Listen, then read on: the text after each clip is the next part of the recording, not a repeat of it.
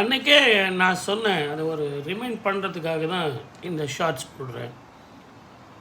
இந்த 2025 புத்தாண்டு ஆங்கில புத்தாண்டு பலன்கள், அதே மாதிரி தமிழ் புத்தாண்டு பலன்கள், அதே மாதிரி சனிப்பெயர்ச்சி பலன்கள், இதில் எல்லா அனைத்தும் பொது பலன்களில் சனியும் செவ்வாயும் சேரும் காலங்கள், 5 கிரகங்கள் சேரும் காலங்கள், சனி சர்வ அமாவாசையில் சனிக்கிழமையில் இடம் மாறுதல், சனி தன்னுடைய வீடான கும்பத்திலிருந்து மீனத்துக்கு மாறுகிறார்.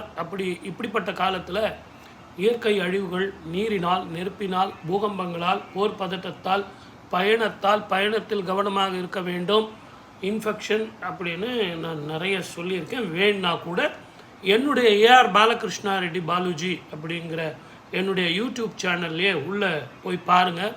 இந்த 3 இதுலேயுமே நான் சொல்லியிருக்கேன். அதே மாதிரி தான் பிகைன் வுட்ஸ்லேயும் சொல்லியிருக்கேன், கெலாட்டாலையும் சொல்லியிருக்கேன். தமிழ் ஆதன் ஆன்மீகம் அப்படிங்கிற ஆதன் ஆன்மீகத்தில் நான் சொல்லியிருக்கேன்.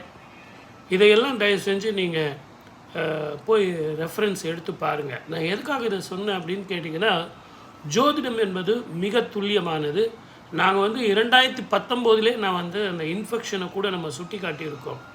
அன்றைக்கி யாரும் நம்ம கவனிக்கலாம். பூகம்பங்கள் சொல்லியிருக்கோம், நீரினால், நெருப்பினால் இந்த பிரச்சனைகள் வரும், போர் பதட்டம் வரும் அப்படின்லாம், வெள்ளம் வரும் அப்படின்லாம் கூட நம்ம சொல்லியிருக்கோம். இந்த காலகட்டத்திற்கு என்ன காரணம் அப்படின்னா, கிரகஸ்திதிகள், எந்தெந்த கிரகங்கள் எப்படி இருந்தால் எப்படிப்பட்ட குணநலன்கள் மக்களுக்கு இருக்கும், அந்த ஊரில் எப்படிப்பட்ட வெதர் இருக்கும், எப்படிப்பட்ட வருமானங்கள் இருக்கும் அப்படிங்கிறதான் நம்ம சொல்கிறோம். ஜோதிடங்கிறது பயப்படுறதுக்கு இல்லை, தைரியமாகவும் சந்தோஷமாகவும் எதிர்கொள்ளணும். நான் சொன்னதை நல்லா கவனிக்கணும். சந்தோஷமாக எதிர்கொள்ளணும். வாழ்க்கையில் பிரச்சனை வருது அப்படின்னா சந்தோஷமாக எதிர்கொள்ளணும். அதற்காக பயந்துக்கிட்டோ அழுதுகிட்டோ ஐயோ நான் இப்படி ஆகிடுவேன் சார் அப்படி இல்லை, தைரியமாக எதிர்கொள்ளணும். அந்த தைரியம்தான் புருஷ லட்சணம். அதுதான் உங்கள் வாழ்க்கையில் வெற்றி கொடுக்கும். அப்படி சொல்வது தான் ஜோதிடம். அதை பயமுறுத்துனீங்கன்னா ஜோதிடமே கிடையாது.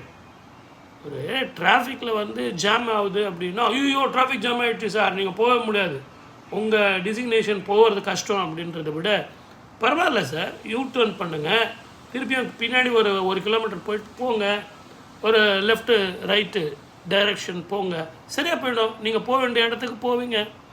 ஆகவே இதில் பயப்பட வேண்டிய அவசியம் எதுவுமே இல்லை சார். தைரியமாக இருந்தால் அற்புதமாக ஜெயிக்கலாங்கிறது தான் இதனுடைய படிப்பினை. ஆகவே தான் நான் உங்களுக்கு சொல்கிறது என்னென்னா, இந்த மாதிரி நிகழ்வுகள் இருக்கும், கவனமாக இருங்கள், பொறுமையாக இருங்கள், வெற்றி கொள்ளலாம்.